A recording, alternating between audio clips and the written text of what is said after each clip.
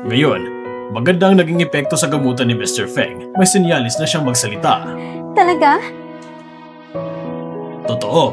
Pagkatapos ng gamutan ngayon, mga 3 o 4 na araw mula ngayon, posible magkaroon siya ng insomnia, kaya kailangan bantayan ng pamilya. Sige, tatandaan ko.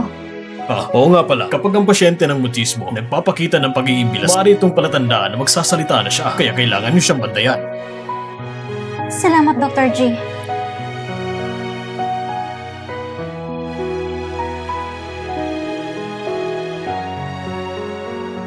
Si Feng yan, mukhang malamig at seryoso. Paano ako kayo magpalabas ng emosyon niya? Imbitahan siyang manood ng horror movie o kaya maglalaro na nakakatakot na escape room. Pero natatakot ako eh. Mas mabuti siguro sumakay kami ng roller coaster. Hindi ko alam kung ano magiging reaction niya.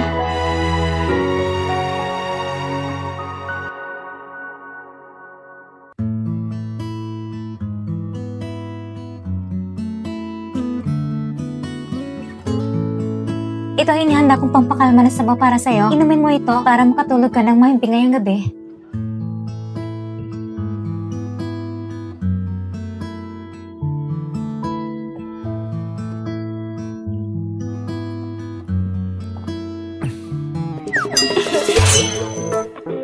Simula ngayon, samahan kitang matulog ng maaga.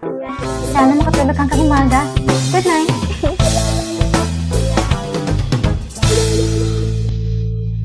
Sa tuwing matatapos ang gamutan, kahit pakainom ako ng pampakalma, lagi ko pa rin napapanaginipan buong gabi. Siguro, hindi rin magiging kakaiba ngayong gabi.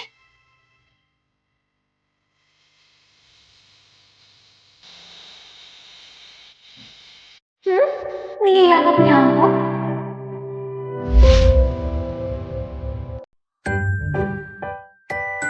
Madam, hindi ka ba nakatulog kagabi? Hindi lang kagabi. Sunod-sunod na gabi na kung walang maayos na tulog.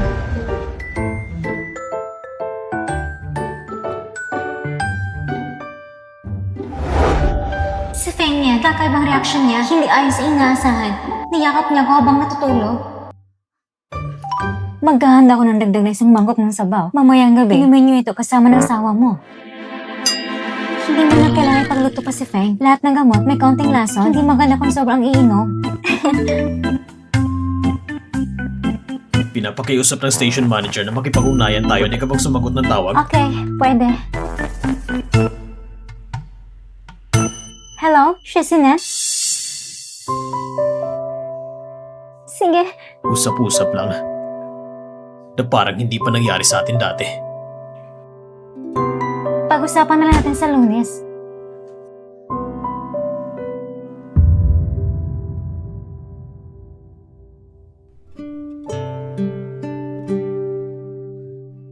Bakit ngayon wala kang inihanda na pampatulog na sabaw para sa akin? Nakalimutan mo ba dahil sa kausap mo?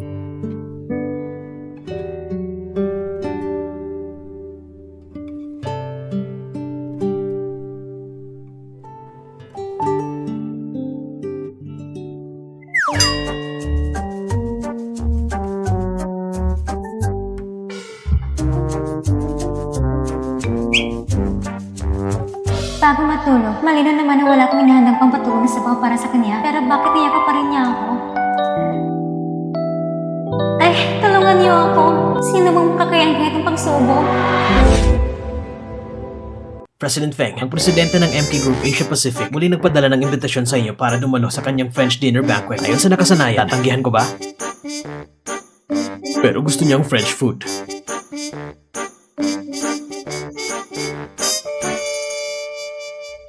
Hindi ba ako nagkakamali? Pumayag si President Feng.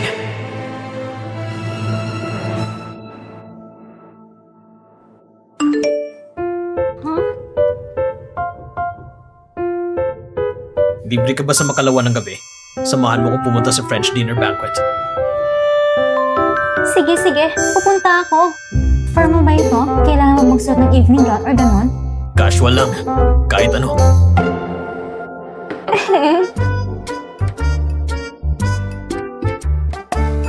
French food?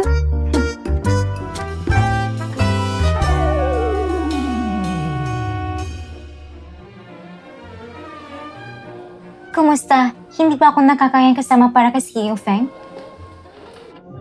Hindi ka umiiling. Kaya ako lang magdidesisyon. Para sa'yo, sobrang ganda ko. Oh, Mr. Feng! Ang saya ko na nakarating kayo.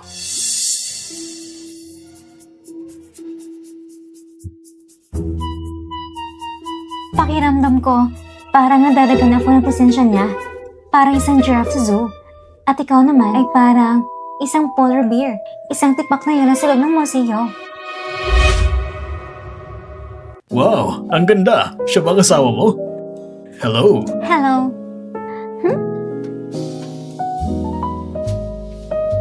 Bakit kahit hindi natutulog, nakaya ka pa rin? Nakasanayan na siguro? Magsisiyar lang ako.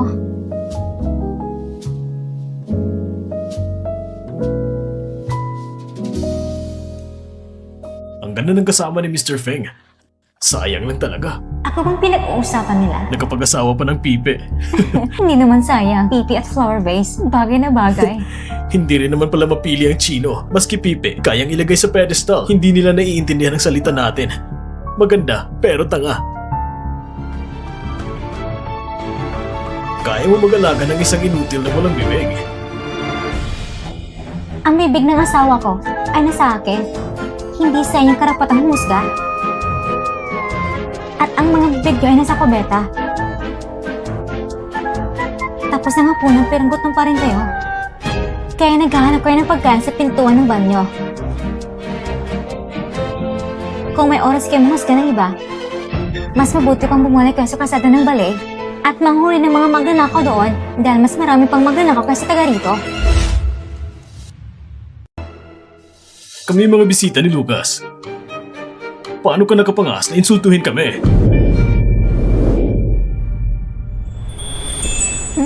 Narinig ba niya yun? Mr. Feng, pasensya na. Hindi. Nainis talaga ako. May naisip akong dalawang mura. Pabalikin ko pa sila. Sapakin ko pa sila. Sanglo! Halika. Nagsalita siya.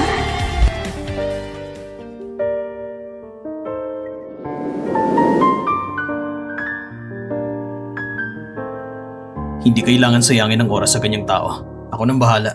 Hindi ba ganun tamang oras para pag-usapan yan? Kanina lang, nagsalita ka. Bakit ngayon natatype ka na naman? Pinili ko lang na hindi magsalita. Hindi naman sa hindi ko kaya. Alam ko na. Ang pagiging pepe ay dahil sa psychological reasons. Kung ayaw mo talaga, pero bakit kanina? Pumangay ka magsalita. Nung nakita kong inaapi na siya, halos nabanggit kong pangalan niya. Pwede bang dahil nung marinig niyang pinag-usapan siya sa likod, nagkaroon siya ng emotional reaction?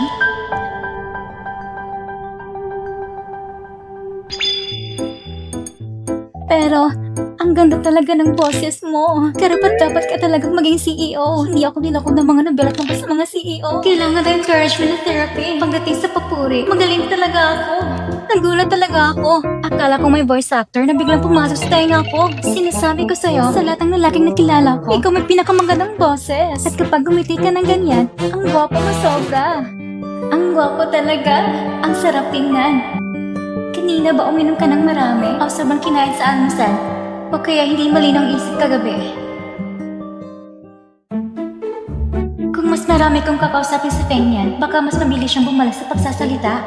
Nagbabasa ka ng dyaryo? May malalaking balita ba sa ibang bansa? Ang ganda ng panantong mga araw? Hindi ka ba sumasang-ayon? Wala naman. Okay pa rin. Oh.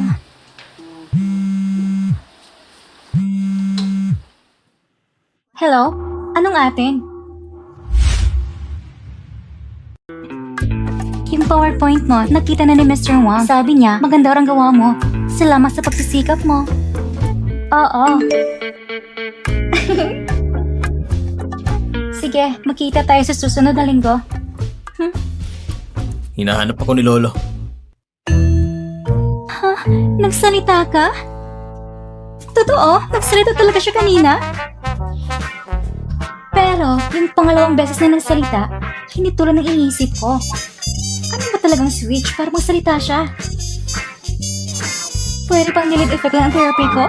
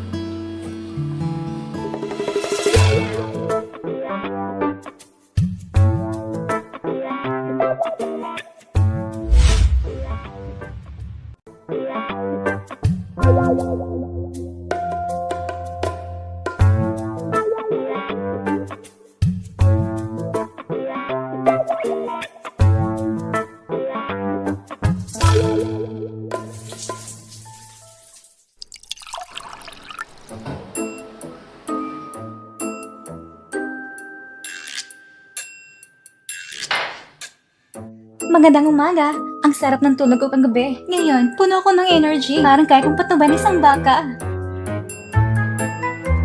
Ikaw, bakit parang hindi ka nakatulog ng maayos? May iniisip ka ba? Bakit dahil sobra akong madaldal? Sige na nga, ngayong araw, ipigilan ko na lang ang iniisip ni Feng Yan. Talagang mahirap hulaan. Siya. Hindi ba niya naalala ang nangyari kagabi?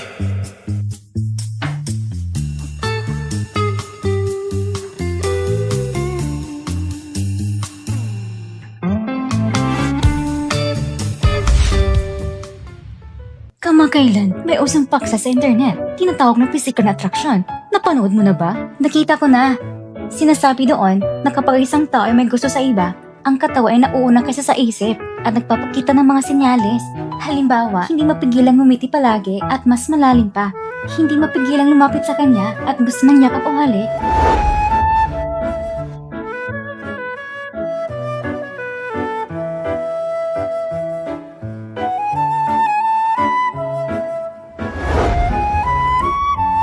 Ibig sabihin, ang nararamdaman niya sa akin ay physical na attraction.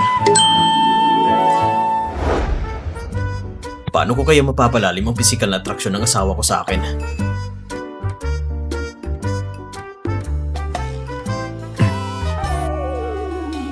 Madam, nandito na kayo. Gusto sana ng TV station namin gamitin ang hotel bilang location shoot. Maaari niyo ba kami tulungan ng maayos? Itong 5-star hotel ay naipasa na ni Chairman Feng sa pangalan ninyo. Pwede nyo na itong gamitin na direkta. Hindi na kailangang umupa. Ah, Ito. wow! Talagang karapat dapat itong hotel bilang pinakamahal na restaurant sa Beijing. Kung wala reservation, hindi ka makakapasok dito. Salamat sa iyo, Xiao Xiao. Imbitan mo pa kami dito. Ang gastos! Mga kamag-anak ko naman kayo, kaya dapat na lang gawin ko ito. Walang problema. Si Xiao Xiao ay talagang mabuting bata. Mas magaling kaysa sa anak ng pamilyang Sa. Nagkahanap ng mabuting mapapangasawa. Pero hindi naman lang tinutulungan ng kamag-anak. Sa Sanglo dati, madalas pa akong inaaya lumabas. Pero simula na ikasal siya, itawag wala na. Siguro, iniisip niya na hindi na tayo kalabel. Mamaya, tatawagan kong mga magulang niya. Aba, tingnan niyo ang labi. Ang grande. Halika, kuha tayo ng litrato. Sige. Iba yung anak ng pamilya, Sang? Ay nako, oo nga! Lulu, narinig ko ang asawa mo ay presidente ng Feng Group. Mag-isa ka lang ba? Hindi ba sumama si Mr. Feng, ha? Ang ganda na napapangasawa mo. Pero na hindi mo lang natutulungan ng mga kamag-anak mo. Mamayang gabi, ililibre ko kayo ng seafood dinner. Ay nako, si Sasha pa rin pinaka-proud namin kamag-anak. Lulu, hindi naman sa sinesermonan kita. Pero nakita mo naman na dumating mga kamag-anak mo. Hindi ka man lang nakialam. Ay nako tito, huwag mo nang pahirapan si Lulu. Total, hindi rin madalang buhay niya sa pamilya Feng. Ay nako, itong suot ko ngayon, mas mahal pa kaysa sapatos ni Lulu. Hindi pa siya binigyan ng pera ng pamilya Feng? O baka naman, katulong na siya doon. Anong kwartong nabook ninyo? Isang kwarto may malaking kama? Tama kayo. Dahil si tita at tito nagpunta dito para maglibang, dapat lang ayusin ko para sa inyo bilang pasasalamat. May VIP suit na tanong ang ilo pa ba? Opo, may 5 pa. Ang sakto naman pala. Sige, i-upgrade ko na lang malaking kwarto nila sa VIP suite. May pera ka ba para dyan? 3 gabi kayo, di ba? Tama! 3 gabi sa buong buhay ko. Hindi pa ako nagatulog sa ganitong hotel. Yung malaking kwarto, nabook ko lang dahil may connection ako. Nako, tig-8,000 dagdag sa bawat kwarto. Sa isang lang magbabayad. Libre kong libre, i-upgrade na. Sige, i-upgrade mo na. Bigyan sila ng 10% discount.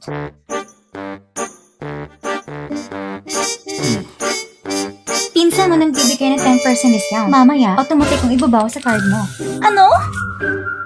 Sa card ko ikakaltas? Hindi ba ikaw magbabayad? Ikaw mismo nagsabi kanina na ikaw nag-book ng kwarto para sa lahat. Ako lang tumulong mag-upgrade ng kwarto. Siyempre sa card mo ikakaltas ang bayad. Ang iba nga, kahit anong pilit, huwag mo na akong pasalamatan. May lakad pa ako, mauna na ako. Kaya lang mag-enjoy. Bye-bye. Teka, Magkano lahat? 3,000 kada kwarto. Kabuuan ay 13,500. Ano? Aba, Si Sanglo yun. Hindi ako. Ayoko ng VIP room. Palitan niyo ng dating kwarto na lang. Pasensya na po, miss. Kansilado na po ang malaking kwarto. Kailangang i-book uli ng 1 linggo bago mabook ulit.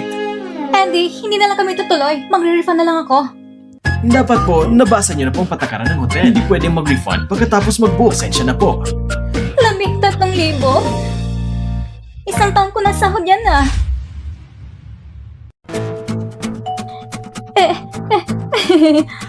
Paano kung sobrang halaga? Hati-hatihan na nating lahat. Ano? Kung hindi niyo kami inimbitahan pumunta dito, hindi rin kami pumunta dito. Tama. Kung hindi kaya, huwag na magpanggap na mayaman. Basta ako, hindi ako magbabayad. Mama! Maganda rin dito ah. Anong ingay yun? Ha? Si Fengye ba yun? Itong bahagi ng kwento, para si Fengye, lumabas para magpagkarera. Tapos bigla nakasalubong si Fengbei kasama si Xiaoze at nag-away ng tudong magkapatid. Dahil doon, nasirang paniling ni Fengbei. Pagkatapos ay iniwan na niya ang musikang mahal niya. Mula noon, ang dalawang magkapatid ay hindi na magkasundo. Ang bilis naman ng pag-away ng magkapatid. Nasaan na sina Fengbei at Xiaoze ngayon? Hindi pwede. Kailangan ko silang pigilan. Pero hindi pwede masyadong halata. Ayan. Urgent emergency. Tulong.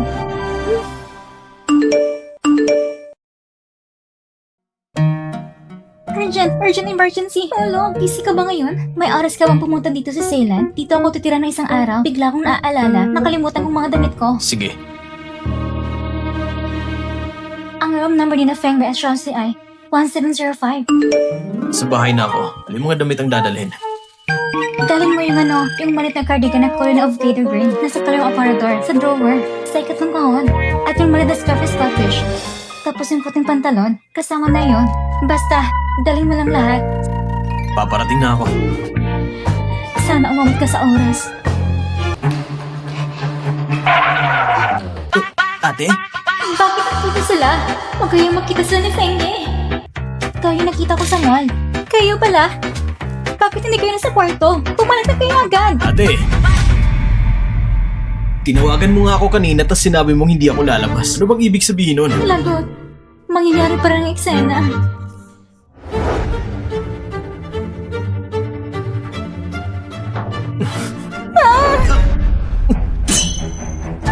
Miss, may personalitan sila. Tumabi ka muna at paghintay.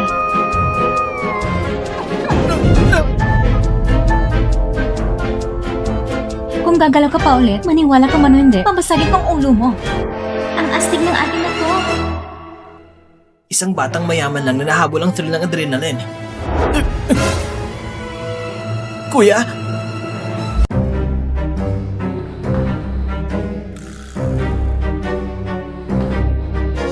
Kuya, hindi ko sinasadya.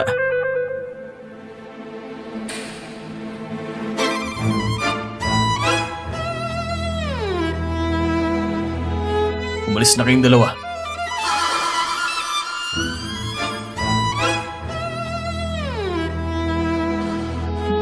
Tara na. Ate, aalis na rin ako. Bye-bye. Walang away, walang nasaktan. Talagang nabauri na ng linya ng kwento.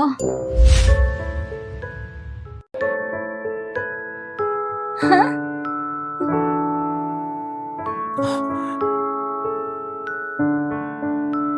Nasaktan ka ba? Kanina, nagsalita ka, hindi ba? Ngayon, hindi ka na ulit makapagsalita. Ang kakakaibang mekanismo itong boses mo. Hanggang ngayon, hindi ko maintindihan.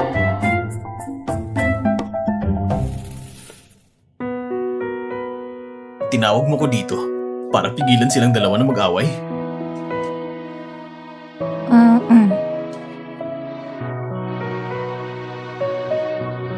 Sa susunod, bago ako dumating, dapat nasa tabi ka lang. Okay lang kung sila mag-away. Ayokong ikaw masaktan.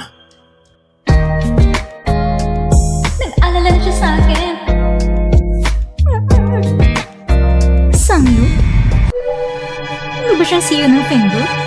Asawa asawa ni Sanglu? Mr. Feng, ako ang tiya ni Sanglu. Mr. Feng, ako naman ang tito ni Sanglu. Ikinagagalak kitang makilala. Anong ginagawa mo? Pare-pare lang naman ang kamay na hahawakan. Naayos na bang lahat ng gamit? Mr. Feng, napakaswerte ni Lulu na mapangasawa ka. Lulu, yung pinsan mo si Chancy, nag-aaral ng hotel management. Hindi ba hotel to ng pamilya, Feng? Pwede mo siya ipasok dito, Mr. Feng. Kahit manager lang, ayos na. Yung pinsan mo si Yanzu. Narinig ko ng Feng Group ay nag-invest sa isang paaralan. Kung hindi lang ako kontrolado ng kwento, hindi ako mapapasangkot dahil sa mga old na kamag-anak na ito. Sobrang kalaguan na ito. Madam, President Feng! Manager Chen, itong mga ito, mga malalayang kamag-anak ko lahat. Tandaan mo mga mukha nila. Opo, madam. Naalala ko na lahat. Kung gagamitin nilang pangalan ng asawa ko, o kaya pangalan ko, para humingi ng trabaho dito sa hotel, hindi na kailangang i-interview. Diretsong tanggihan. Walang problema. Lolo, huwag kang magpakasosyal at kalimutan ang pinanggalingan mo. Kami ang nakakatanda mo. Tama! Ang hotel na ito sa hall ay pag-aari ng pamilya Feng. Sino ka ba para mahusga? Si Mr. Feng ang may desisyon dito. Isa pa, kinasal ka na kay President Feng, kaya dapat lang naalagaan kami, mga kamag-anak. Ngayon, masasabi namin kamag-anak na rin kami ng Feng family. Oo. Sundin yung sinabi ng asawa ko, siya ang tunay niyong amo. Si President Feng yung mismo ang nagsabi. Manager Shen, pwede bang ngitian hapunan sa kwarto? Oo naman, ako nang bahala mamaya, walang problema. At pati mga gamit ko. Hindi ba sabi niyo pipi siya?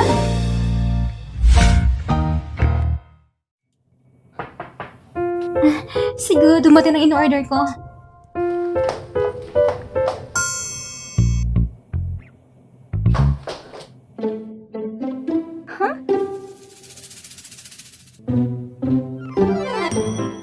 Ano to?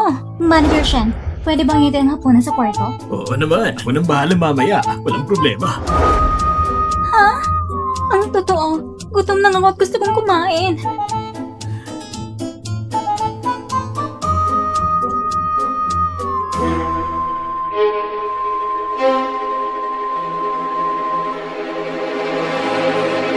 Ito ay... Ikaw ang nagayos nito? Hindi. Ito ay... Yung variety show na ginawa ng grupo namin. Sabi namin, mag-shoot lang sa Shenlan. Tapos nahiram lang kami ng ilang props sa kanila. Sabi ko, tingnan natin kung okay. Oh. So, ang ibig sabihin nun, nag-invest ako sa ganitong klase na variety show. Noon kasi, hindi ko masyadong tinignan. Misang, nakalimutan ko palang sabihin kanina. Sabi ni Manager Shen, na isang batiin ka na isang magandang gabi.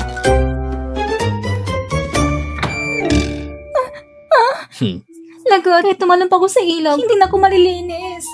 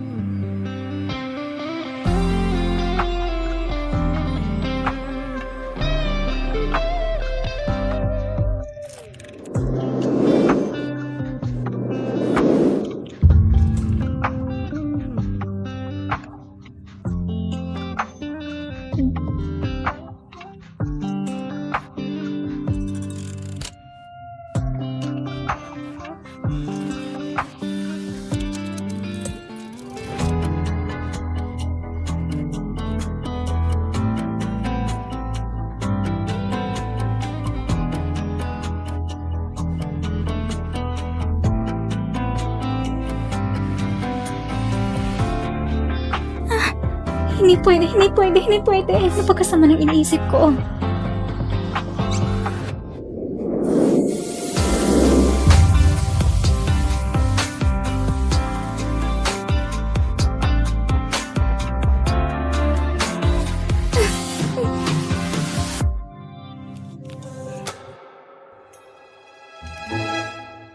Buti na lang.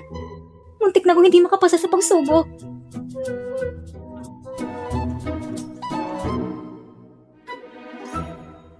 Narinig mo ba? Ang malaking balita ngayong araw, siya mismo, ang ating malaking boss si Mr. Feng. Nagsalita na siya. Ha? Baka fake news lang yan. Hindi ba't hindi siya nakakapagsalita? Maraming taon nakarinig mismo. Kahapon lang yun. Nangyari sa Sheila Resort Hotel. Kalat na sa internet. Si Mr. Feng daw nagsalita na. At iyon ay dahil sa kanyang misteryosong asawa. Wow! Para fairy tale na naging totoo. Simple lang ako pero gusto ko yan. Hindi ko akalain na nagsalita na talaga si Mr. Feng. Kung nasa headquarters pa ako ngayon, magiging iba kayang lahat. Tama, darating daw si Mr. Feng dito next week para sa meeting. Ibig sabihin ba nun? Halos lahat iyon na, yung natitira, pag-usapan natin sa susunod. Sige. Mag-ingat ka. Salamat po. Parang siya yung asawa ni Mr. Feng. Bakit siya nakatingin sa akin ng ganyan? Yung mga mata niya, hindi pinagsiselo siya. Lu, may konti pa akong aasikasuhin doon. Kung pwede, mauna na ako. Sige.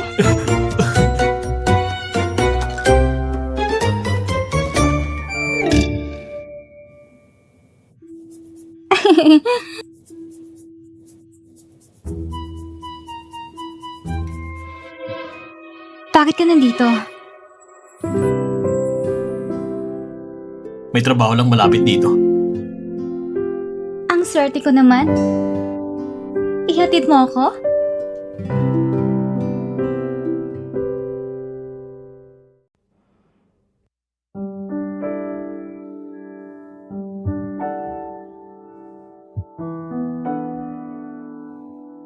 President Feng, sabi ng receptionist sa baba, kakalis lang ng isang babae na nagpakilalang asawa niyo. Iniwan niyo po ito para sa inyo.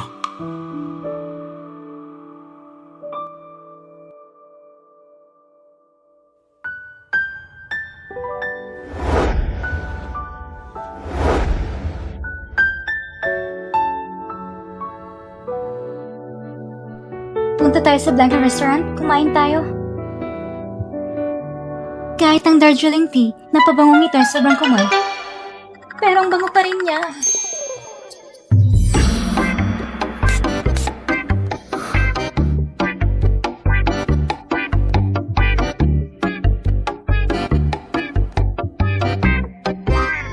President Feng? Magandang araw po.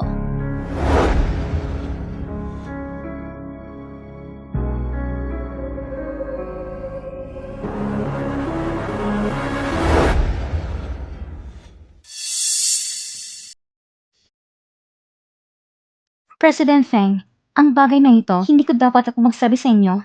Pero hindi ko matiis na manilang kayo ni Sanglu.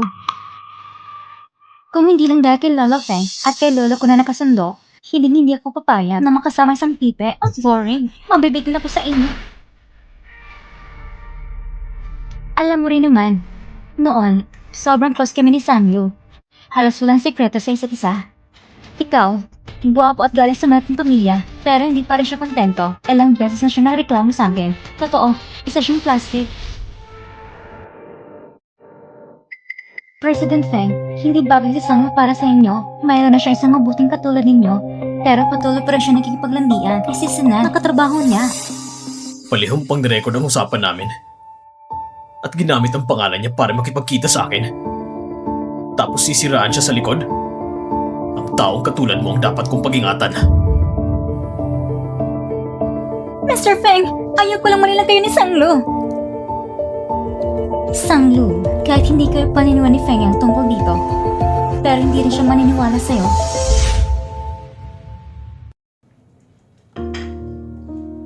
Natuto kong gumawa ng kaunting kakanin kay Nanay Shen. Tikman mo nga. Kung hindi lang dahil kay Lolo Feng at kay Lolo ko na nakasundo, hindi ako papayag na makasama isang pipe. Ang boring. Mabibitin ako sa inyo. Ang magkasama ng isang kagaya kong walang kwenta at matigas na tao. Mabuti ba yun para sa kanya? Mas mabuti siguro panatilihin ang distansya hanggang dumating na ang araw na pagkatagpo siya ng taong tunay niyang mahal. Sige, magtrabaho ka muna. Pero huwag kang magpuyat ha. Ay, nagpalit ka ng bagong kotse?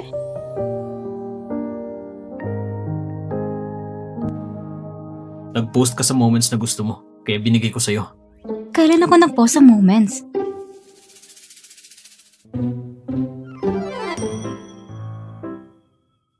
nakarang taon pa. Fingyan, napakabuti mo talaga. Nagustuhan mo ba? Oo, syempre gusto ko. Ferrari ito. Hindi ko inaakalan sa buong buhay ko. Magkakaroon pa ko na sa Ferrari. Ibig sabihin kung may gusto ako, pwede kong ipost sa moments tapos tutuparin ang hiling ko.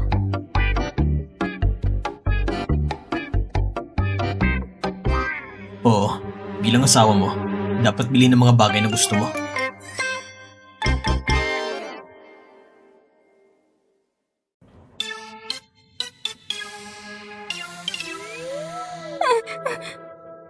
Alam kong hindi siya ang araw ko, pero sa isang sandali, parang tumama sa akin ang sikat ng araw.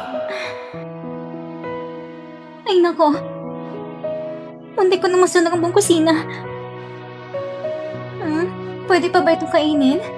Ang plano ko'y pasalamatan si Fengyan, pero parang papatayin ko pa siya.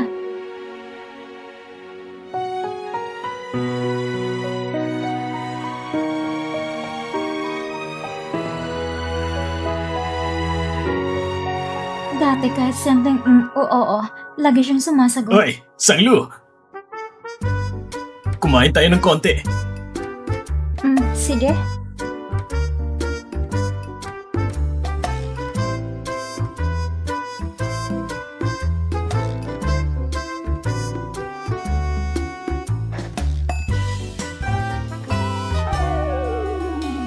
Hindi mo kakainin yon? Pwedeng seaweed strips. Ito hindi ko kakainin. Kung ayaw mo, ibigay mo sa akin. Mahilig ako dyan.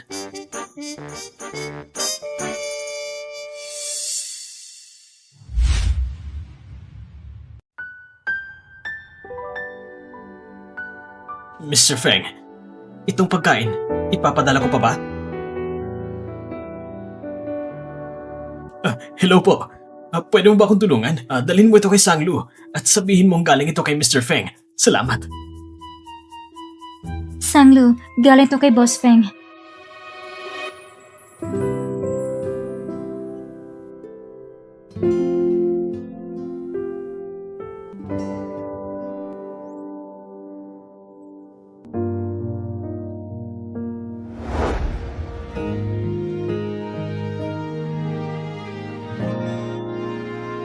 Kung hindi lang dahil kay Lola Feng at kay Lolo ko na nakasundo, hindi ako papayag na makasama isang pipe. Ang boring. Mabibitin ako sa init.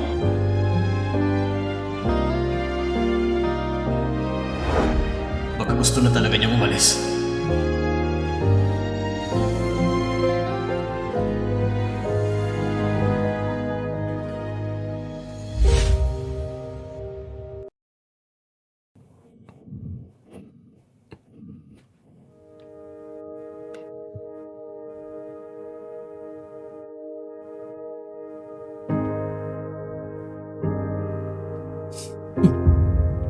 Iniiwasan mo ba ako? Nagsisinungaling ka. Halatang iniiwasan mo ako. Ilang araw na hindi ka natutulog sa kwarto. Nagme-message ako pero hindi ka sumasagot. Ang hirap ng ating relasyon. Para lang umusad ng konti. Ayaw kong bumalik sa simula. Pwede mo bang sabihin sa akin kung bakit?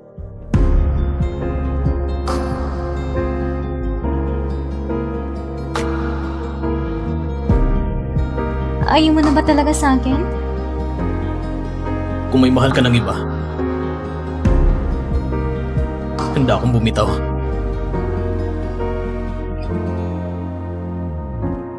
Ikaw ang mahal ko. Sarili mo lang itinataboy mo. Gets ko na. Iniisip mo may iba akong gusto, kaya ilang araw akong iniiwasan? Talaga nga nagkakomplikado mo. Kailangan na isang mapilitan na bumahal. Ikaw lang minahal ko kailanman. Magselos ka lang sa sarili mo. Sa wakas tapos na.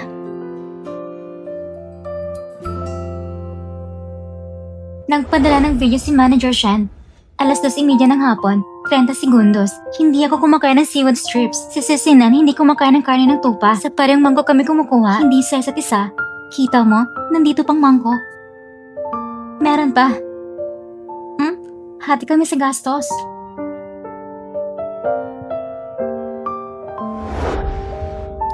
Si Fingin kapag nagsiselos, nakakatuwa rin. Lolo, tumawag si Tito kanina ng paulit-ulit. Sabi niya, tawag mo siya pagkatapos. Parang maimportante.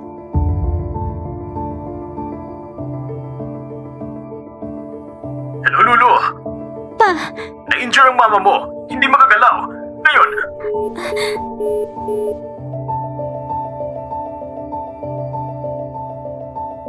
Fengyan, tumawag si Papa. Sabi niya, nasaktan si Mama. Hindi makagalaw. Kailangan kong umuwi sandali. Ay.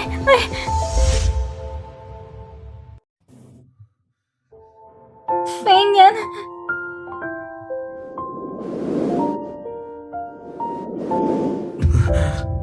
huwag kang mag-alala. Pinahanda ko ng medical team.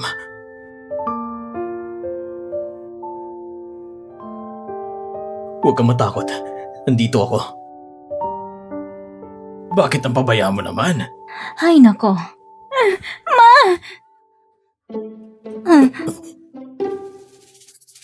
Ay, nako. Sabi ko tumawag ka kay Lulu para sabing dumaan sila sa ibang araw para mag-dinner. Ikaw talaga. Walang prenong magsalita. Ma! Wala ito. Natusod lang si Mama habang namimili. Na-spray ng paa. Si Papa mo lang OA. May dahilan naman. Gusto ko lang ipaliwanag muna bago sabihin ang resulta. Hindi ko akalain na si Lulu itatakbo dito pa uwi agad. Pa, pwede ba sa susunod? Sabihin mo munang resulta. Natago talaga ako. Kasalanan mo to. Ayan, umupo ka muna. Upo ka.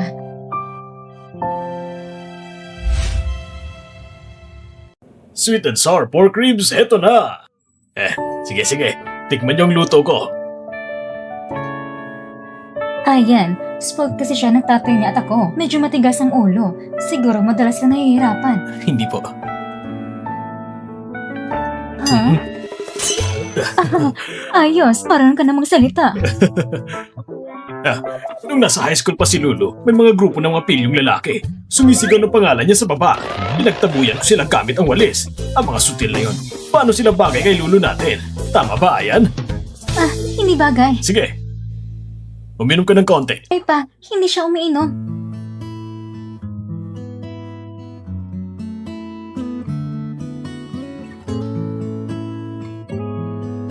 Ang galing ng kilos niya. Nag-practice ba siya dati?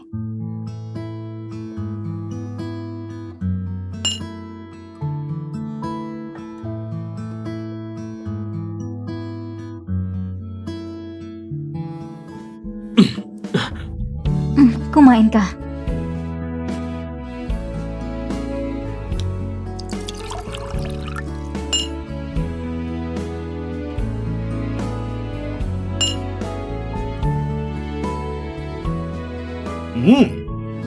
Sasabihin ko sa'yo Huwag na huwag kang makikipag-away sa asawa. Ako, laging mabilis lumuhod. Talo ako sa babaeng mahal ko. Huwag mahiya. Tama. Sige pa. Pa, tama nang inom. Masama sa katawan ng sobra. Ayos lang. Wala pa ito. Pa, tama nang inom. Masama sa katawan ng sobra.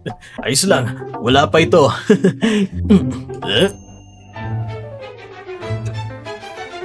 Ay, nako.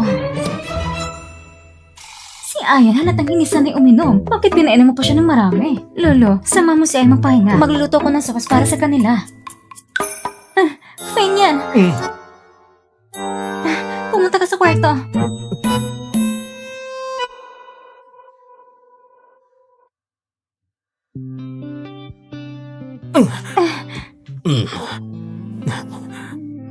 Feng yan.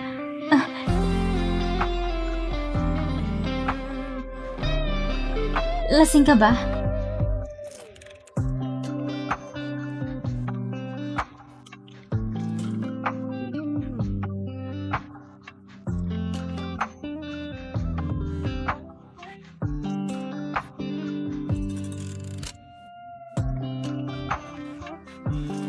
Legal naman tayo.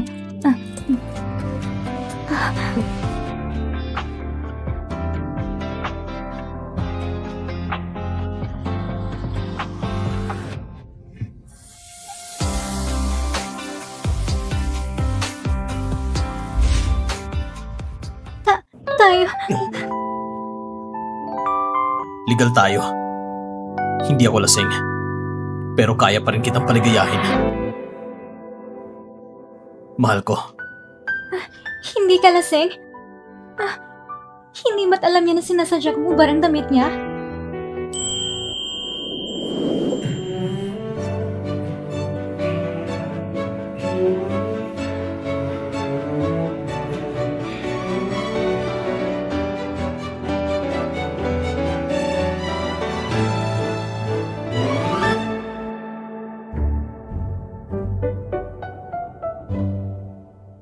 Bakit namumulang mukha mo lang ganito sa umaga pa lang? Wala. Mainit lang ang panahon. Busog na ako. Ang konti na naman ang kinain mo. Busog na rin ako. Ihahatid na kita sa trabaho.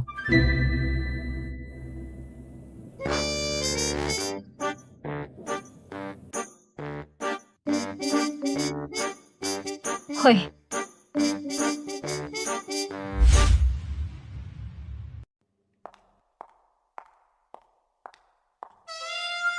Mr. Feng, napansin ko na medyo pumapayat ka nitong mga araw. Hindi ba nagluluto si Lolo sa bahay? Paano naman yon?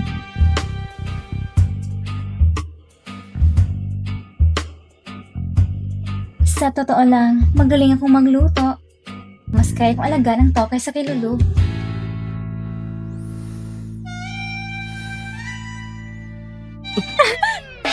Nagsalita ka ng masama tungkol sa asawa ko sa harap ko. At hindi maayos ang ayos mo habang nagtatrabaho. Sinisira mo ang imahe ng kumpanya, hinalo ang pribado at opisyal na bagay sa harap ng nakakataas, at nagpapakalat ka ng maling balita laban sa pamilya at sinusubukang sirain ang relasyon mag-asawa. Wala kang moral na prinsipyo. Mr. Feng, paano mo ko masasabihan ng ganyan? Maganda ka ng resignation. Mr. Feng, wala naman akong balak umalis sa trabaho. Nakakasira ka ng tanawin. Masama ang ugali mo. Kaya ang kumpanya mismo ang magtatanggal sa'yo. Ikaw? Paano mo nagagawa ito? Kung ang presensya mo ay makakaapekto sa relasyon namin, hindi ka na dapat lumapit sa lugar na makikita ng asawa ko. Tinanggal na ako dahil kay Sanlo.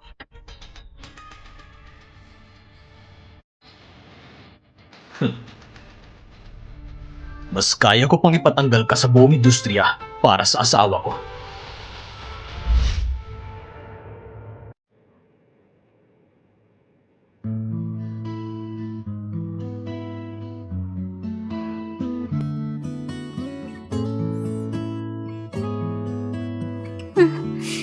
Nakauwi ka na.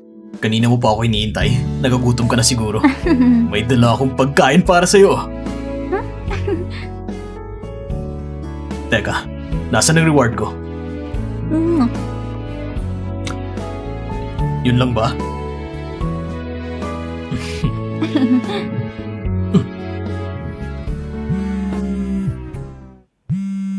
Fengy?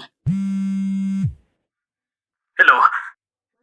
Nasugatan ako. Nasugatan ka? Kasama ko si Feng Bai. Pati si Fengbay? Sa bar. Anong nangyari? Parang nasa bar silang dalawa. Nag-away sila dahil sa isang babae.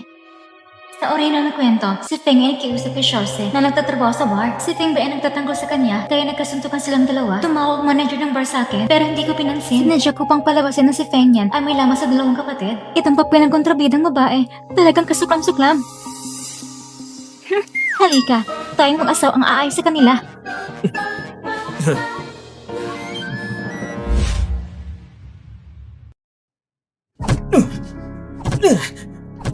Tama na! Tumigil na kayo! Tama na! Sabi ko, tama na! Ate. Kuya. Kumama kayo! Kakahiya. Pumili po kayo ng maraming tao para mag-away? Hindi po kayo nahihiya?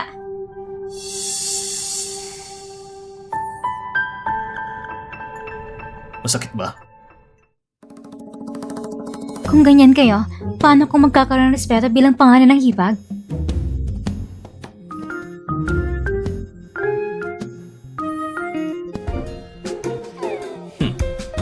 Hmm. Kayong dalawa, si Shasi ay tao. Hindi siya laruan na pinag-aagawan ninyo. Dahil mabida kayo sa tabela, pwede na kayo hindi magtanong sa babae? Alam niyo ba kung anong ibig sabihin ng pagkapantay-pantay? Kahit tao-tauhan lang siya, may karapatan pa rin siya. Ha? Ano mong iniililing mo dyan? Kahit tao-tauhan lang siya, may karapatan pa rin siya.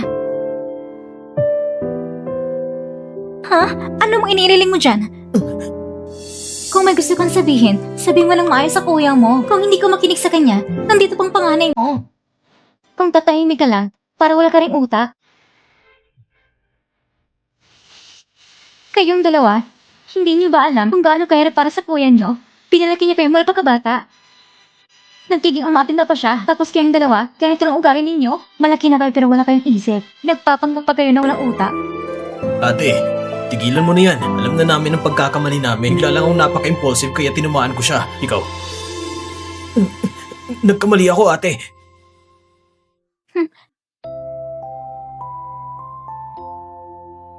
Halika rito. Ang galing. Ikaw ang pinakamagaling sa buong mundo. Sapat na ba? Talagang galing mo, ate. Ito bang tinatawag mong pamamasyal? Ikaw ang unang lalaki na nakaupo sa orange namin. Kumusta? Isang karangalan.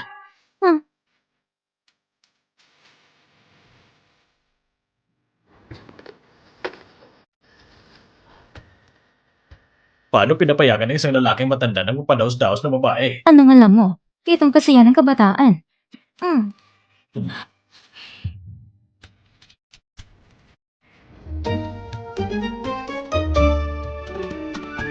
Woohoo! Isang lalaki pinapadaanan ng babae. Wow! Ngayon ang kabataan, ganito pala makulay ang buhay.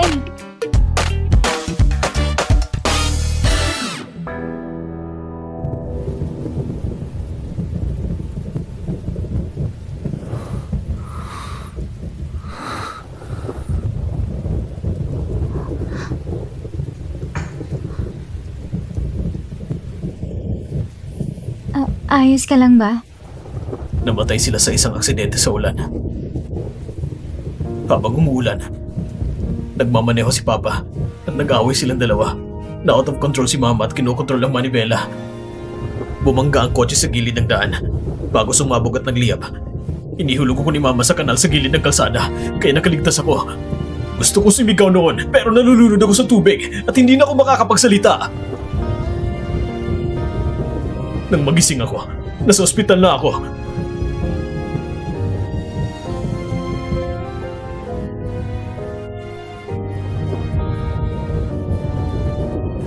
Matagal ko bago nalaman na nangyari yun dahil may sakit si Mama. Wala siyang kakayahan na kontrolin ang sarili niyang emosyon. Hindi ko talaga napansin. Hindi ko talaga napansin. Kung nalaman ko lang talaga noon,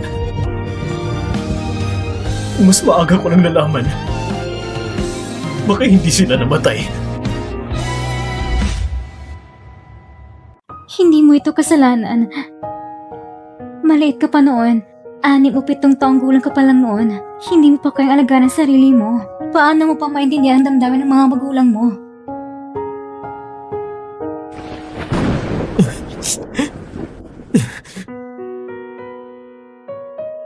Mula noon, ayoko na magsalita pa. Feng yan. Hindi mo ito kasalanan. Huwag mong sisihin ang sarili mo. Lalampas din ang lahat. Sa huling sandali na bago pumanaw si mama mo, iniisip lang niya ang pagpapalaki sa'yo ng maayos at ginawa mo yan tulad ng kanyang gusto. Ikaw ang naging karangalan niya.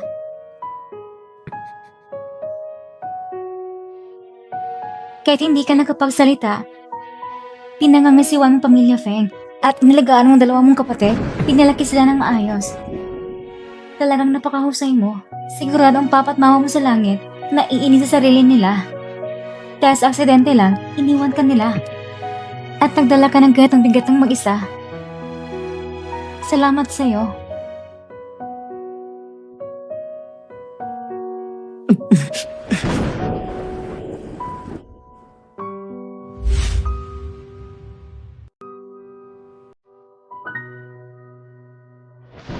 Sa mga darating na ulan, sasamahan kita. Ano man ang gagawin mo, sasamahan kita. Manood ka man ng TV, sasamahan kita. Maglalaro ka ng Switch, sasamahan kita. At dahil doon, kahit isang minuto, hindi mo maisip ng karaan. Alam mo ba ang ibig sabihin ng bawat patak ng ulan may dalang init? Kapag natapos ang ilang patak ng ulan, mananatili na lang magandang panahon. Feng yan. Ganon ka rin. Kahit ano pang mauuna, bukas o aksidente, mamumuhay tayo sa kasalukuyan. Sasamahan kita palagi. Ayos ba? Sige.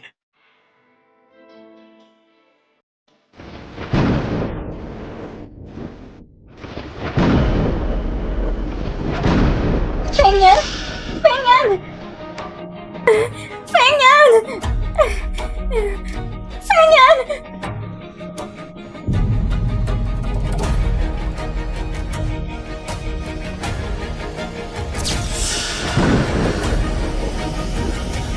Fenyan!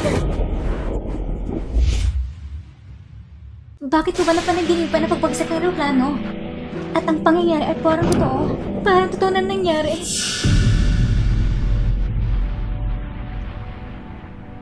Si Feng kaya magsalita na at ang landas ng mga kapatid at ng babae ay nabago rin. Ang dalawang batang lalaki natutunan na rin magpursigis ng buong puso. Lahat ay patungo sa magandang direksyon. Siguro panaginip lang ito. Ate, Feng magtatanong lang ako. Meron ba kayong private jet? syempre ate. Dalawang meron kami. May lisensya pa ang kuya ko sa pagmamaneho. Ang panaginip ko ay nagkaroon tungkol sa helicopter ng pamilya Feng. Tama ate, bigla lang umalis sa business trip ang kuya ko. Ayaw niyang maistorbo ka sa pagtulog mo. Kaya pinakausapan niya akong sabihin sa'yo pagkatapos niyang umalis sa business trip. Ate? Ang panaginip nito ay parang may sinasabi. Si Feng na nagmamana sa helicopter. Hindi ko noon maintindihan. Bakit takot ang dalawang kapatid kay Feng Yan? Pero sa nobela, nawala sila sa wakas. Nakakakuha ko ng maraming pera mula kay Feng Yan at napunta sa nagkakainis na kamag-anak dahil dito sa helicopter ni Feng Yan na nagkaroon ng aksidente at namatay.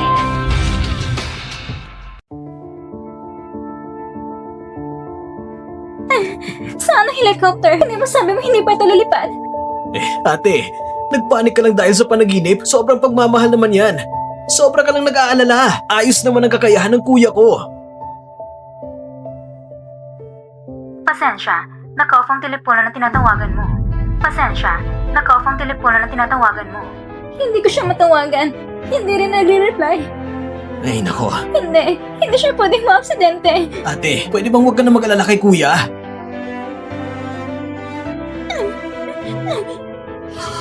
Huwag ka na umiyak ate. Hindi ko rin sinasadya.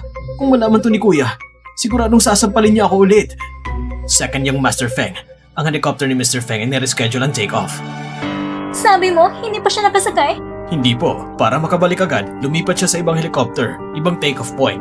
Dapat ay nakalipad na ito ngayon. Ate,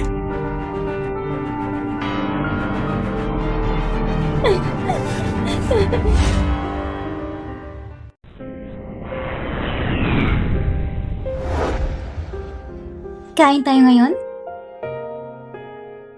Sige. Ipagkikilala ko sa inyo. Ito ang asawa ko. Si Feng Yan. Bakit? Gumawa ko lang ng pagkaraming pagsisikap.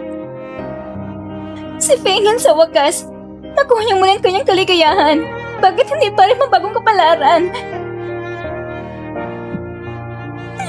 Isang buhay yun. Bakit napaka hindi patas? ate, si kuya ay normal lang na lumabas. Pwede bang huwag mo nang guluhin ang sarili mo? Walang problema. Pagkatapos niyang bumaba, tatawagan ka agad niya. Pangako ko. Mahal. Kuya?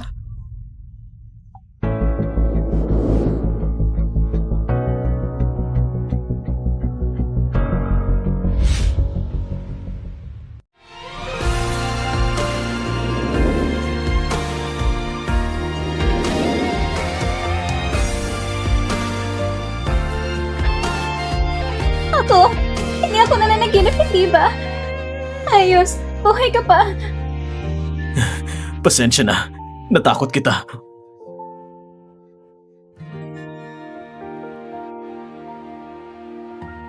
Pero, hindi mo nakasakay sa helicopter? Bago lumipad, parang may naramdaman ako. Kaya binuksan ko ang phone ko. At nakita ko ang message mo. Hindi mo ba naramdaman na parang mahiwag ang mga mensahe ko? Ramdam ko lang ang sobra mong pagmamalasakit sa akin. Nakita ko lahat ng mensahe mo. Mahal, natutuwa ako na nagpadala ka ng napakaraming mensahe ng iyong mga damdamin at pag-amin. Gusto kong marinig ito ng personal na sabihin mo ito sa akin. Pero na muna ng phone mo. Wala nang oras. Na-memorize ko na lahat. Pwede ba kayong dalawa makaramdaman naman ng presensya ko? Ngayon ako nakakita ng anibersaryo ng kasal na ganito kaing grande. Ang kuya natin, 6 na buwan lang. Ganun din. Alam mo bang tinatawag na double 100 days? Para sa akin, pwede siya magdaos ng 1 beses bawat buwan. Paano mo naman nasabi yan? Siguradong si ate. Natatakot ka sa kanya, no? Tama ka. Nakakatakot ang pagiging love struck ng boss. Huh?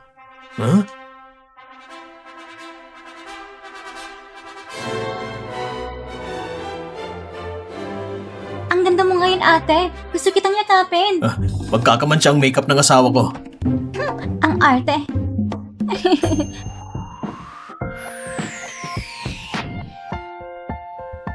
Mwah! Ang gwapo mo. Tama nga ang sinabi ng asawa ko. Wow!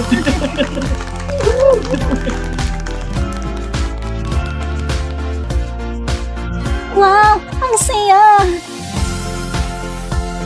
Ako'y mananatiling matapang. Hindi susuko. Ang tagapamahala ng aking kapalaran.